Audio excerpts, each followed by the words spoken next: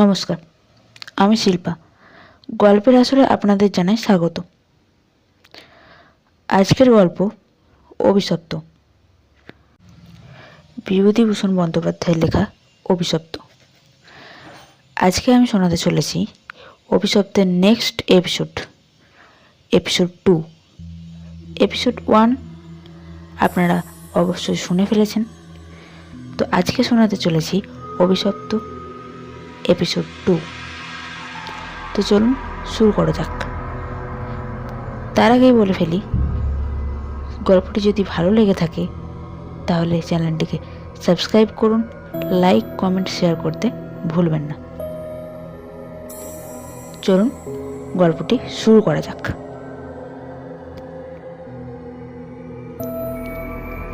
সেদিনটাও কেটে গেল। আঘাতজনিত ব্যথায় এবং ক্ষুধা তৃষ্ণায় অবসন্ন দেহ নরনারায়ণের চোখের সামনে থেকে গবাক্ষপথের শেষ দিবালোক মিলিয়ে গেল।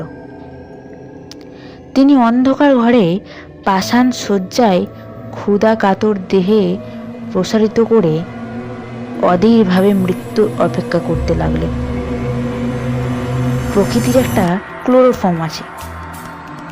যন্ত্রণা পেয়ে মরছে এমন প্রাণীকে মৃত্যু যন্ত্রণা থেকে বাঁচবার জন্য সেটা মুমূর্ষু প্রাণীকে অভিভূত করে। ধীরে ধীরে যেন সেই দয়াময়ী মৃত্যুতন্দ্রা এসে তাকেও আশ্রয় করল। অনেকক্ষণ পরে, কতক্ষণ পরে তা তিনি বুঝতে পারলেন না। হঠাৎ আলো চোখে লেগে তার তন্দ্রাভোর কেটে গেল।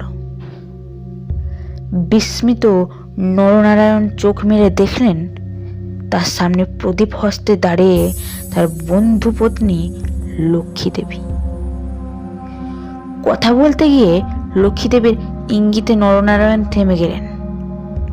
লক্ষ্মী দেবী হাতের প্রদীপটি আঁচল দিয়ে ঢেকে নরনারায়ণকে তার অনুসরণ করে ইঙ্গিত করলেন।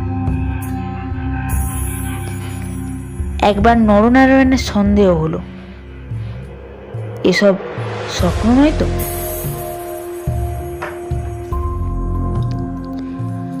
কিন্তু ওই যে দীপশিখার উজ্জ্বল আলোয় আর্দ্র ভিত্তিগাত্রের সবুজ শেওলার দল স্পষ্ট দেখা যায়। নরনারায়ণ শক্তিমান যুবক, ক্ষুধায় দুর্বল হয়ে পড়লেও নিশ্চিত মৃত্যুর গ্রাস থেকে বাঁচবার উৎসাহে তিনি দৃঢ়পদে অগ্রবর্তিনী। ক্ষিপ্রগামিনী বন্ধু পত্নীর পেছনে পেছনে চললেন। একটা বক্রগতি পাথরের সিঁড়ি দিয়ে উপরে উঠে একটি দীর্ঘ সুড়ঙ্গ পার হবার পর তিনি দেখলেন যে তারা কীর্তিরায়ের প্রাসাদের সামনের খালধারে এসে পৌঁছেছেন। লক্ষ্মী দেবী একটা ছোট বেতে বোনা থলি বার করে তার হাতে দিয়ে বললেন, এতে খাবার আছে, এখানে খেও না। তুমি সাঁতার জানো, খাল পার হয়ে ওপারে গিয়ে কিছু খেয়ে নাও, তারপর যত শিগগির পারো পালিয়ে যাও। ব্যাপার কি নরনারায়ণ রায় একটু একটু বুঝলেন। তার বিস্তৃত জমিদারি কীর্তিরায়ের জমিদারির পাশেই, এবং তার অবর্তমানে কীর্তিরাই দনুজন্মদন দেবের বংশধরদের ভবিষ্যৎ পত্তনিতা। অত বড় বিস্তৃত ভূসম্পত্তি সৈন্য সামন্ত কীর্তিরায়ের হাতে এলে তিনি কি আর কিছু গ্রাহ্য করবেন? কীর্তিরায় যে মাথা নিচু করে আছেন, তার এই কি কারণ নয় যে তার এক পাশে বাকলা চন্দ্রদ্বীপ, অন্য পাশে ভুলুয়ার প্রতাপশালী ভুইয়া রাজা লক্ষণ মাণিক্য। প্রদীপের আলোয় নরনারায়ণ দেখলেন তার বন্ধু পত্নীর মুখে সে চটুল হাস্যরেখার চিহ্নও নেই। তার মুখখানি সহানুভূতিতে ভরা, মাতৃমুখের মতন স্নেহ কোমল হয়ে এসেছে। তাদের চারিপাশে গাঢ় অন্ধকার, মাথার উপর আকাশের বুক চিরে দিগন্ত বিস্তৃত উজ্জ্বল ছায়াপথ। নিকটেই খালের জল জোর ভাটার টানে তীরের হোগলা গাছ দুলিয়ে কলকল শব্দে বড় নদীর দিকে ছুটেছে। নরনারায়ণ আবেগপূর্ণ সুরে জিজ্ঞাসা করলেন, বউ ঠাকুরন, চঞ্চল কি এর মধ্যে আছে? লক্ষ্মীদেবী বললেন, না ভাই, তিনি কিছু জানেন না। এসব শ্বশুর ঠাকুরের কীর্তি, এই জন্যে তাকে অন্য জায়গায় পাঠিয়েছেন। এখন আমার মনে হচ্ছে গৌর ডোর সব মিথ্যে। নরনারায়ণ দেখলেন লজ্জায় দুঃখে তার বন্ধুপত্নীর মুখ বিবর্ণ হয়ে উঠেছে। লক্ষ্মীদেবী আবার বললেন, আমি আজ জানতে পারি। খিড়কিগড়ের পায়েক সর্দার আমায় মা বলে, তাকে দিয়ে দুপুর রাতে পাহারা সব সরিয়ে রেখে দিয়েছিলাম। তাই নরনারায়ণ বললেন, বউ ঠাকুরন, আমার এক বোন ছেলেবেলায় মারা গিয়েছিল। তুমি আমার সেই বোন, আজ আবার ফিরে এলে। লক্ষ্মীদেবীর পদ্মর মতন মুখখানি চোখের জলে ভেসে গেল। একটু ইতস্তত করে বললেন, ভাই বলতে পারি? ভাই বলতে সাহস পাইনি, তবুও একটা কথা বলছি। বোন বলে যদি রাখো। নরনারায়ণ জিজ্ঞাসা করলেন, কি কথা বউ ঠাকুরন? লক্ষ্মীদেবী বললেন, তুমি আমার কাছে বলে যাও ভাই যে শ্বশুর ঠাকুরের কোনো অনিষ্ট চিন্তা তুমি করবে না। নরনারায়ণ রায় একটুখানি ভেবে বললেন, তুমি আমার প্রাণ দিলে বউ ঠাকুরন, তোমার কাছে বলে যাচ্ছি, তুমি বেঁচে থাকতে আমি তোমার শ্বশুরের কোনো অনিষ্ট চিন্তা করব না। বিদায় নিতে গিয়ে নরনারায়ণ একবার জিজ্ঞাসা করলেন, বউ ঠাকুরন, তুমি ফিরে যেতে পারবে তো? লক্ষ্মীদেবী বললেন, আমি ঠিক যাব। তুমি কিন্তু যত দূর পারো ছাত্রে গিয়ে তারপর ডাঙায় উঠে চলে যেও। নরনারায়ণ রায় সেই ঘন কৃষ্ণ অন্ধকারের মধ্যে নিঃশব্দে খালের জলের পরে মিলিয়ে গেলেন। লক্ষ্মীদেবীর প্রদীপটা অনেকক্ষণ বাতাসে নিভে গিয়েছিল। তিনি অন্ধকারের মধ্যে শ্বশুরের গড়ের দিকে ফিরলেন। একটু দূরে গিয়েই তিনি দেখতে পেলেন পাশের ছোট খালটায় দুখানা ছিপ মশালের আলোয় সজ্জিত হচ্ছে। ভয়ে তার বুকের রক্ত জমে গেল। সর্বনাশ! এরা কি তবে জানতে পেরেছে? দ্রুত পদে অগ্রসর হয়ে গুপ্ত সুড়ঙ্গের মুখে এসে তিনি দেখলেন সুড়ঙ্গের পথ খোলাই আছে। তিনি তাড়াতাড়ি সুড়ঙ্গের মধ্যে ঢুকে পড়লেন। কীর্তিরায় বুঝতেন নিজের হাতের আঙুলও যদি বিষাক্ত হয়ে ওঠে তো তাকে কেটে ফেলায় সমস্ত শরীরের পক্ষে মঙ্গল। পরদিন আবার দিনের আলো ফুটে উঠল, কিন্তু লক্ষ্মীদেবীকে আর কোনোদিনই কেউ দেখেনি। রাতের হিংস্র অন্ধকার তাকে গ্রাস করে ফেলেছিল। নরনারায়ণ রায় নিজের রাজধানীতে বসে সব শুনলেন। গুপ্ত সুড়ঙ্গের দুধারে মুখ বন্ধ করে কীর্তিরায় তার পুত্রবধূর শ্বাসরোধ করে তাকে হত্যা করেছেন। শুনে তিনি চুপ করে রইলেন। এর কিছুদিন পরে তার কানে গেল বাসুন্তার লক্ষণ রায়ের মেয়ের সঙ্গে শীঘ্র চঞ্চলের বিয়ে। সেদিন রাত্রে চাঁদ উঠলে নিজের প্রাসাদ শিখরে বেড়াতে বেড়াতে চারিদিকে শুভ্র সুন্দর আলো এই সাগরের দিকে দৃষ্টিপাত করে দৃঢ়চিত্র নরনারায়ণ রায়েরও চোখের পাতা যেন ভিজে উঠল। তার মনে হলো তার অভাগিনী বউ ঠাকুরানীর হৃদয় নিঃসারিত নিষ্পাপ অকলঙ্ক পবিত্র স্নেহের ঢেউয়ে সারা জগৎ ভেসে যাচ্ছে। মনে হলো তারই অন্তরের শ্যামলতায় জ্যোৎস্না ধৌত বনভূমির অঙ্গে অঙ্গে শ্যামল সুন্দর নীরব আকাশের তলে তারই চোখের দুষ্টু হাসিটি তারায় তারায় নবমল্লিকার মতন ফুটে উঠেছে। নরনারায়ণ রায়ের পূর্বপুরুষেরা দুর্ধর্ষ ভূম্যধিকারী দস্যু। হঠাৎ পূর্বপুরুষের সেই বর্বর রক্ত নরনারায়ণের ধমনীতে নেচে উঠল। তিনি মনে মনে বললেন, আমার অপমান আমি একরকম ভুলেছিলাম বউ ঠাকুরন, কিন্তু তোমার অপমান আমি সহ্য করব না কখনো। কিছুদিন কেটে গেল। তারপর একদিন শীতের ভোর রাত্রির কুয়াশা কেটে যাওয়ার সঙ্গে সঙ্গে দেখা গেল কীর্তিরায়ের গড়ের খালের মুখ ছিপে সুলুপে জাহাজে ভরে গিয়েছে। তোপের আওয়াজে কীর্তিরায়ের প্রাসাদ দুর্গের ভিত্তি ঘন ঘন কেঁপে উঠতে লাগলো। কীর্তিরায় শুনলেন আক্রমণকারী নরনারায়ণ রায় সঙ্গে দুরন্ত পর্তুগিজ জলদস্যি সেবাস্টিও গঙ্গালেশ উভয়ের সম্মিলিত বহরের 40খানা কোষা খালের মুখে চড়াও হয়েছে। পুরা বহরের বাকি অংশ বাহির নদীতে দাঁড়িয়ে। এই আক্রমণের জন্য কীর্তিরায় পূর্ব থেকে প্রস্তুত ছিলেন।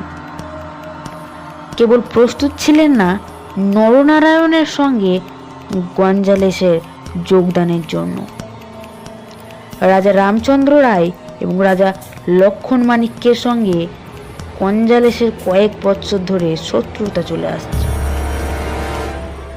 এ অবস্থায় গঞ্জালেস যে তাদের পত্তনিদার নরনারায়ণ রায়ের সঙ্গে যোগ দেবে, এ কীর্তিরায়ের কাছে সম্পূর্ণ অপ্রত্যাশিত ঘটনা।